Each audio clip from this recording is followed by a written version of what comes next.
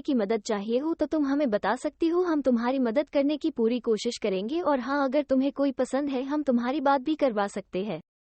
तब आशी ने कहा, अभी तो कोई लड़का पसंद नहीं है, लेकिन पसंद होगा तो बता दूंगी। और तुम भी क्या ये प्रपोजल की बात लेके बैठ गया? एक प्रपोजल, तुम्हारा मन नहीं भरा अभी?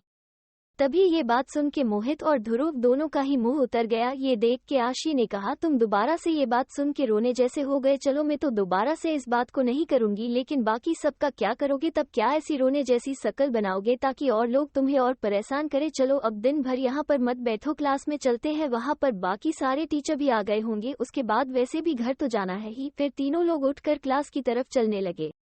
तब तीनों लोग क्लास में पहुंचे तो क्लास में क्लास टीचर के साथ बाकी विषय के टीचर भी वहीं पे थे, उनके साथ लगभग सारे बच्चे भी थे। तब ध्रुव अंदर की तरफ जा रहा था तो उसकी नजर अदिति पे चली गई, जिसने ये देखते ही कि ध्रुव उसकी तरफ देख रहा है, अपना सर टीचर के सामने कर लिया। वही ये चीज देख के ध्रुव को बहुत बुरा लगा, लेकिन तभी मोहित ने पीछे से ध्रुव के कंधे पे हाथ रख के कहा, भाई तू ठीक है न?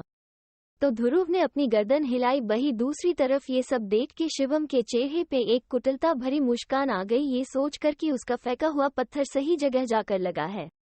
तब सब टीचर ने देखा कि लगभग सब लोग आ गए हैं, तो सब टीचर ने एक एक करके अपनी स्पीच दी। उसमें उन्होंने बताया कि किस तरीके से इस समय में हुए गलत सही हादसों सीखकर वो अपनी जिंदगी आगे बढ़ सकते हैं और कैसे वो अपने लिए अच्छे कॉलेज का चयन कर सकते हैं। सब टीचर ने इन पर अपनी अपनी राय रखी, इसके साथ बच्चों के मन के सवालों के जवाब दिए। इसके बाद सब बच्चों के खाने का इंतजाम था, लेकिन ध्रुव का तो मन खराब था, तो वो कहाँ से खाना खा लेता। उसको देख के मोहित ने भी ज्यादा खाना नहीं खाया, लेकिन जितनी बार भी ध्रुव और मोहित की नजर अदिति के ऊपर पड़ी तो उसके ऊपर कहीं से कहीं तक कोई फर्क नहीं पड़ा था।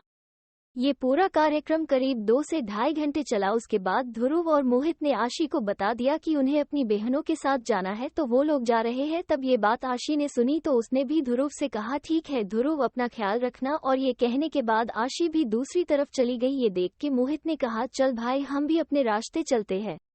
ध्रुव और मोहित दोनों ही अब साइकिल स्टैंड पे पहुंच गए थे। वहां पर वो अपनी अपनी बहनों का इंतजार कर रहे थे। करीब उसके 5 मिनट में लारा और रश्मि दोनों ही आपस में बात करते हुए आई। लारा ने ध्रुव की तरफ देख के कहा, भाई आपका आज का दिन कैसा गया? क्योंकि उसको भी पता था कि उसका भाई आज के दिन को लेकर कल वो बहुत ज्यादा उत्साहित था। लारा का सवाल सुनकर तब थोड़ी देर तक ध्रुव ने कोई जवाब नहीं दिया, तो बात को समझते हुए मोहित ने कहा, हमारा तो बहुत बढ़िया दिन रहा, लेकिन अभी हम घर के लिए लेट हो रहे हैं, इसलिए जल्दी से चलो, अपने घर के रास्ते में तुम्हें सारी कहानी बताएंगे कि हमने क्या क्या महसूस किया। फिर उसने ध्रुव की तरफ देख के कहा, है न ध्रुव भाई?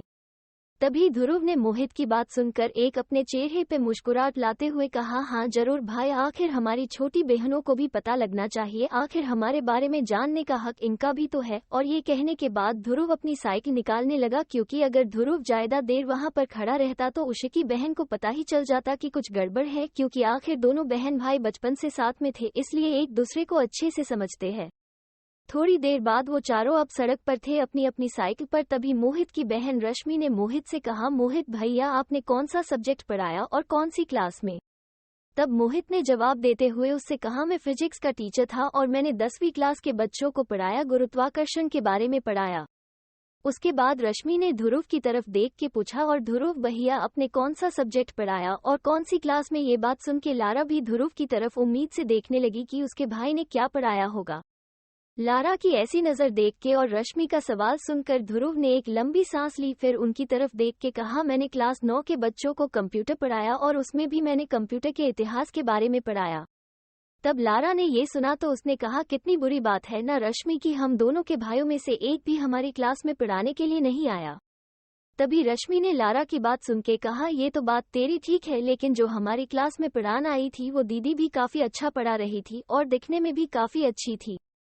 ये बात सुनकर मोहित ने कहा, रश्मि तुम्हारी क्लास में जो पढ़ाने आई थी उसका क्या नाम था और उसने तुम्हें क्या पढ़ाया?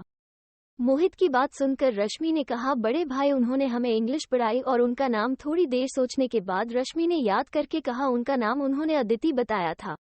ये सुन के मोहित और ध्रुव को दोनों के चेहरा सफेद पड़ गया। इन दोनों को ऐसा देख के लारा और रश्मि ने एक दूसरे की तरफ देखा और फिर लारा ने कहा, ध्रुव भाई आपकी लड़ाई है क्या अदिति दीदी से? उसकी बात सुन के ध्रुव अपने सदमे से बाहर आकर हड़बड़ाहट में कहने लगा, अरे लड़ाई, हम आखिर क्यों लड़ाई करेंगे? तुझे क्या लारा, मैं ऐसा लगता हूँ कि मैं हमेशा लड़ाई करते रहता हूँ, चाहे तो तू मोहित से पूछ ले। ये सुन के तुरंत मोहित भी कहने लगा, हाँ हमारी कोई लड़ाई नहीं है अदिति से, तुम्हें ऐसा क्यों लगा कि हमारी लड़ाई है अदिति से? ये देख के लारा और रश्मि दोनों ही लड़कियों ने फिर एक दूसरे के मुंह को देखा और दोनों का चेहरे से ये तो समझ आ गया था कि उन्हें अपने दोनों भाइयों की बात पर भरोसा नहीं है, लेकिन वो उनसे छोटी है। अगर उनके भाई कुछ चीज बताना नहीं चाहते तो उनके पास कोई तरीका नहीं है जिससे वो बात जान सके। ये सोच के दोनों ने एक साथ जवाब दिया, कुछ नहीं, बस ऐसे ही। इस बात को देख के ध्रुव और मोहित दोनों ने ही राहत की सांस ली, जैसे कि उनके सीने से कोई बोझा उठ गया हो। बस थोड़ी देर बात करते करते ध्रुव का घर आ गया। मोहित रश्मि दोनों ही ध्रुव और लारा को उनके घर के पास छोड़कर अपने घर चले गए। घर में जाते ही ध्रुव ने कहा, मम्मी मैं घर पे आ गया। तभी थोड़ी देर में मम्मी ने आकर ध्रुव से पूछा कि उसका दिन आज का कैसा गया। तब ध्रुव ने एक बनावटी कहानी अपनी माँ को सुना दी और थोड़ी देर ऐसी बात करने के बाद उसकी माँ ने दोनों भाई बहन को मुंह हाथ धोने को कहा और कपड़े बदलने के लिए कहा। तब ध्रुव कपड़े बदल के आया तो उसने देखा उसकी मम्मी ने उसके लिए पहले ही खाना करके रख दिया है, एक थाली में राजमा चावल, वो भी दही के साथ। ये ध्रुव का पसंदीदा खाना। थोड़ी देर में लारा भी वो पर आ गई। तब उसने देखा कि राजमा चावल है खाने में दही के साथ।